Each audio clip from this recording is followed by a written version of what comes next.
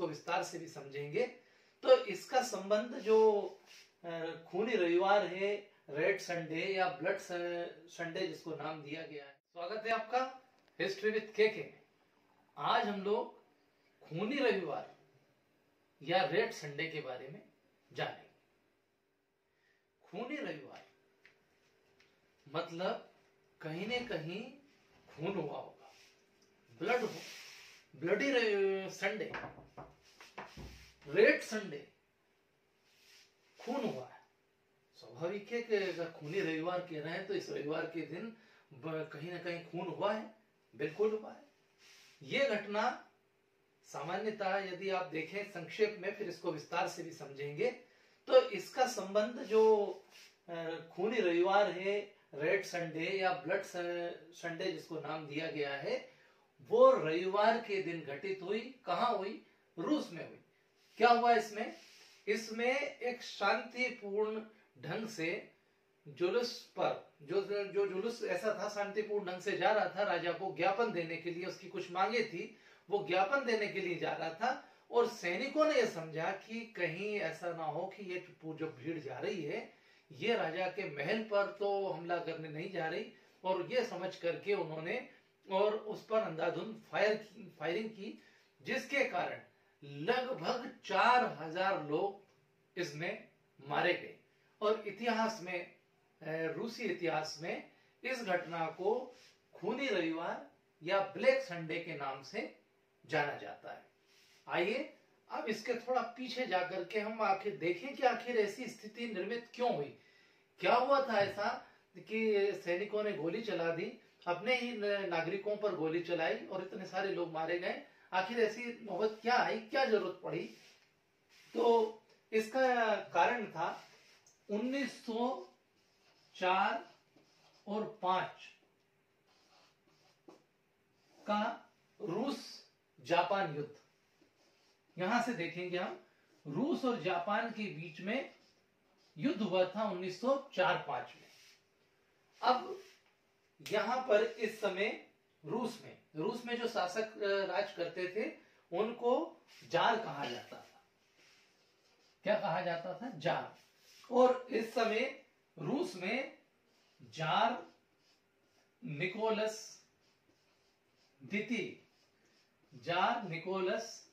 द्वितीय का शासन था रूस में।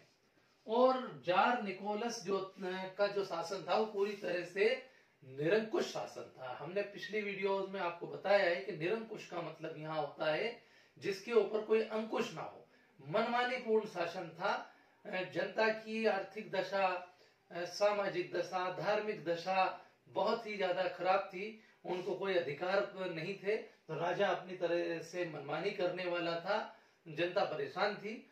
और ऐसे समय में एक घटना घटित होती है कि 1904 और 5 में जो रूस जापान युद्ध होता है, उसमें छोटा सा देश, एशिया का छोटा सा देश था जापान, और यह जापान रूस जैसे बड़े देश की सेना को पराजित कर देता है।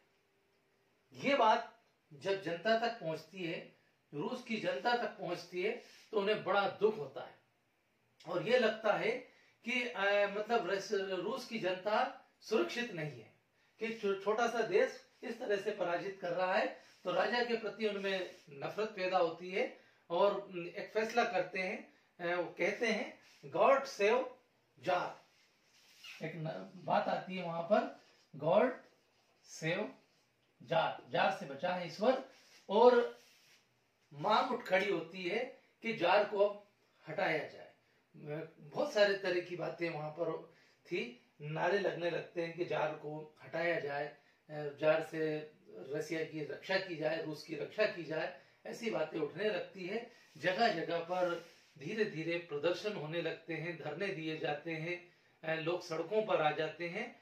तो ऐसी दशा में जार ने अपने एक अधिकारी, सैनिक अधिकारी, जिसका नाम था दुफोफस, उसका नाम था दुफोफस, इसको जिम्मेदारी सौंपते हैं कि इस तरह के जो मांगे उठ रही है, इस तरह की जो बातें हो रही है, इसको क्रूरतापूर्वक ढंग से, अत्याचार पर तरीके से कैसे भी करके जनता की आवाज को दबाया जाए, और वो कुछ हद तक इस तरह का काम करता भी है, लेकिन इसका बड़ा विपरीत प्रभाव होता है। और एक उग्रवादी दल के नेता है जिनका नाम है फादर गोपान। ये सब नाम याद रखना जरूरी है। फादर गोपान ये उग्रवादी दल के नेता थे। इनके नेतृत्व में कुछ एक मांग पत्र तैयार होता है, और यह तय होता है कि ये मांग पत्र ले जा करके और किसे दिया जाएगा, राजा को, वहां के सम्राट को सौंपा जाएगा, जिसमें कुछ मांगे थी। ये मांगे थी कि जैसे मजदूरों की दशा में सुधार किया जाए। मजदूरों की दशा में पहली मांग उनकी थी मजदूरों की दशा में सुधार। मजदूरों की दशा में सुधार ये मांग थी। एक मांग पत्र तैयार किया गया और उसमें कुछ मांगे रखी गई। मजदूरों की दशा में सुधार, काम के घंटे कम करना, वहां पर फैक्ट्रियों में बहुत ज्यादा काम लेते थे, तो काम के घंटे कम करना, ये भी मांग थी। एक मांग ये भी थी कि काम के घंटे कम किए जाए। तीसरी मांग थी कि आर्थिक दशा में सुधार हो। आर्थिक दशा में सुधार हो, युद्ध बंद हो, सुधार, युद्ध का अंत हो, युद्ध का अंत, युद्ध का अंत हो, ये भी एक उनकी मांग थी। और थी कर्मचारियों की मनमानी पर रोक लगे। कर्मचारी जो मनमानी कर रहे हैं उनकी मनमानी पर रोक लगाई जाए। कर्मचारियों की मनमानी पर रोक, मनमानी पर रोक, इस तरह की कुछ मांगे थी। और ये तय हुआ कि ये मांगे लेकर के एक जुलूस जाएगा और सम्राट को के समक्ष ये मांगे रखी जाएगी। जार के सम्राट के समक्ष रूस का जो सम्राट था जार निकोलस द्वितीय, उसके सामने ये मांगे रखी जाएगी। 1905 का दिन तय हुआ। 1905 के समय की बात है। कुछ किताबों में, कुछ जगहों पर इसमें 9 तारीख लिखी हुई है और कुछ किताबों में 9 जनवरी 1905 है और कुछ में 22 जनवरी 1905। दोनों ही सही है। तो 22 जनवरी का दिन तय हुआ कि 22 जनवरी को 2 बजे सेंट पीटर्सबर्ग में घटना हुई थी। सेंट पीटर्सबर्ग की सड़कों से होकर के लोग जाएंगे और विंटर पैलेस, विंटर पैलेस ये भी याद रखेंगे। विंटर पैलेस ये निवास था जार का। इसके सामने भीड़ इकट्ठी होगी। समय तय हुआ था 2 बजे का। 2 बजे दोपहर में भीड़ यहां पर इकट्ठी होगी विंटर पैलेस में, और यहां पर राजा को ज्ञापन दिया जाएगा, सम्राट को ज्ञापन दिया जाएगा।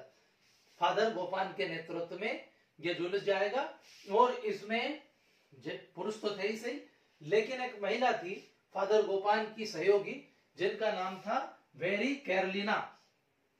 वेरी कैरलिना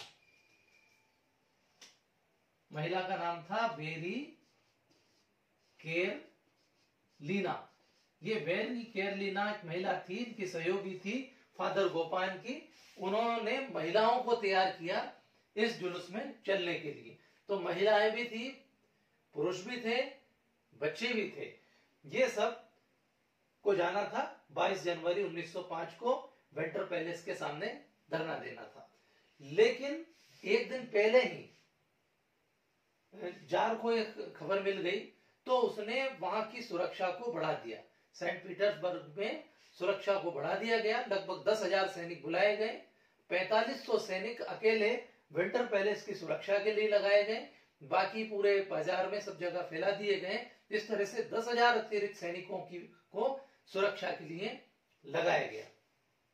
और उस दिन 22 जनवरी 1905 में दिन था, रविवार, एक जुलूस चला, गोलीबारी हुई।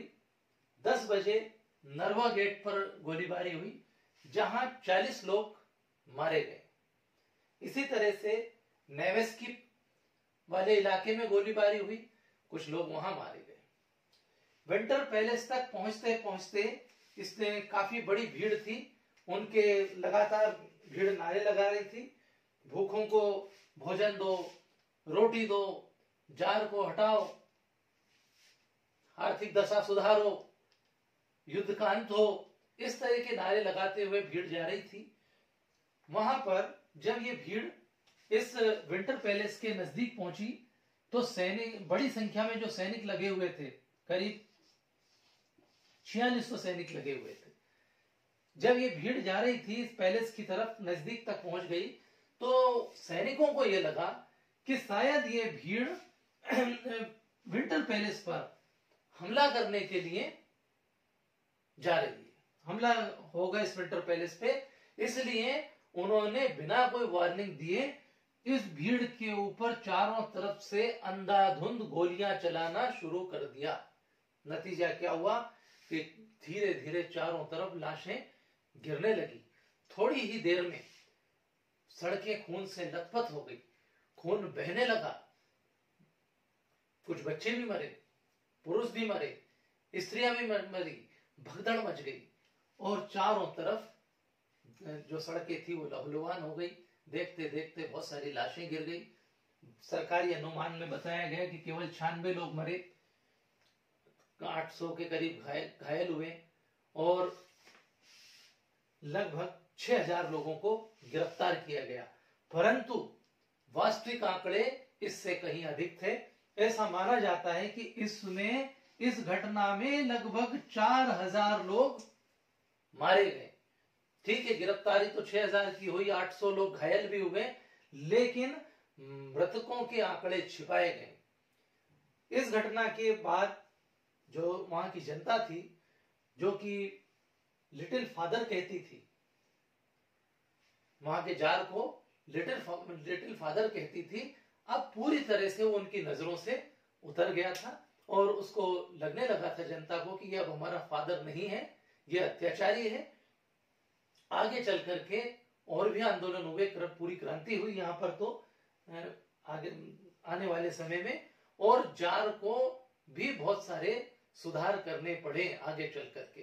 तो इस तरह से इतिहास में ये घटना खूनी रविवार के नाम से जानी जाती है, क्योंकि बड़ी संख्या में रविवार का दिन, जो पवित्र दिन था, उस दिन बड़ी संख्या में नागरिक मारे गए। थोड़े से जो सैनिक थे उनकी मूर्खता के कारण कहिए या वहां के जार की नासमझी के कारण एक बड़ी संख्या में निहत्थे लोग, बेगुनाह लोग मारे गए। आशा है इससे आपको खूनी रविवार की घटना समझ में आई होगी। Thank you very much.